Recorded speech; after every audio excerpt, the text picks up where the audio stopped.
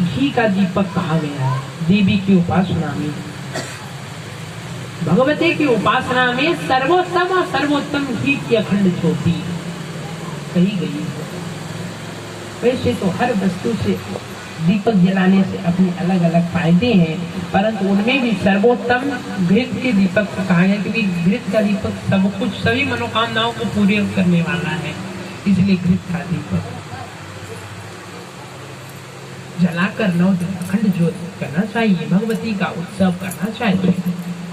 विधान तो है 9 दिन रात भर जागरण करें, परंतु 9 दिन न करें तो किसी एक दिन माँ भगवती के निमित्त रात भर जागरण करके भजन करें। इस चरित्र को नारद ब्रह्मा संवाद को ध्यान से सुनिएगा। उमा संहिता के अंतर्गत आज वर्णन कर रहे हैं किस स्थिति में नैवेद्य अर्पित करने से क्या लाभ है। कहा प्रतिपदा को घृत, द्वितीया को शर्करा, तृतीया को दूध, चतुर्थी को पुआ, पुए का नैवेद्य मालपुआ, पंचमी को कदली फल केला, षष्ठी को शहद, सप्तमी को गुड़, अष्टमी को नारियल, नवमी को लावा, मखाने का लावा नवमी के दिन, 10वीं को काला तिल। कहा काला तिल क्यों कहा? यम के पास से छुड़ाने के लिए काला तिल अर्पित करना चाहिए। काला तिल। एकादशी के दिन दही अर्पित करने चाहिए। द्वादशी के दिन चूड़ा अर्पित करना चाहिए भगवती को। त्रयोदशी के दिन भगवती को चना अर्पित करना चाहिए। चतुर्दशी के दिन सत्तू अर्पित करके उनकी पूजा करनी चाहिए और पूर्णिमा के दिन खीर अर्पित करनी चाहिए। ये क्रमशः प्रतिपदा से पूर्णिमा तक के नैवेद्य का वर्णन किया।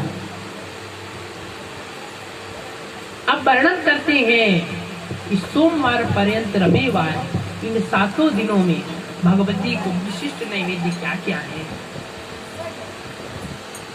कहते हैं सोमवार के दिन, चंद्रवार के दिन देवी को दूध अर्पित करना चाहिए। मंगलवार के दिन कदली फल, बुधवार के दिन ताजा मक्खन, गाय का दही,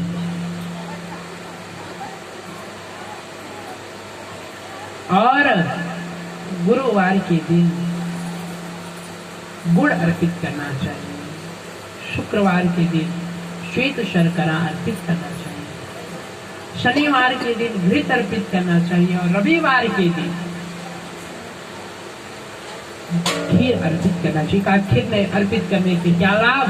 कहा जो स्त्री पुरुष कोई भी हो, रविवार के दिन अपनी भगवती को, अपनी देवी, अपनी इष्ट, अपनी आराध्या को खीर का नैवेद्य अर्पित करता है, उसके पितर स्वर्ग में वास करते हैं। ये वर्णन है। कहा पूर्णिमा को खीर क्यों कहा?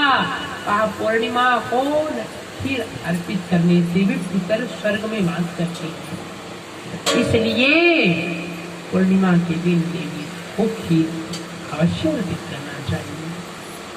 ये देवी के नैवेद्य का वर्णन किया। और देवी की तो बहुत सी लीलाएं हैं, देवी की तो अनंत लीलाएं हैं। उनकी लीला का कोई पार नहीं पा सकता। आज भगवान कृष्ण के गुरुदेव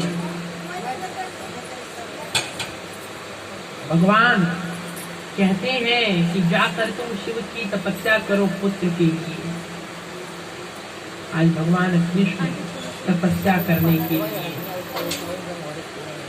वन में गए, तपस्या की।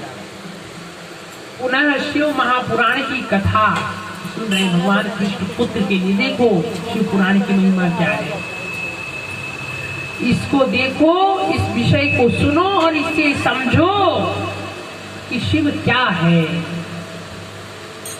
शिव की शक्ति क्या है, शिव की महिमा क्या है कि भगवान कृष्ण भी उनकी तपस्या करने के लिए आए। उपमन्यु से गुरु दीक्षा लेकर, उपमन्यु कौन? कहा वे उपमन्यु जो बाल्याकाल में दुग्ध पान के लिए जिद करने लगे थे। अपने मामा के घर रहते थे तो मामा के पुत्र बढ़िया दूध पीते थे, तो अपनी माँ के पास गए, बोले माता मुझे भी दूध पीने की बड़ी इच्छा है।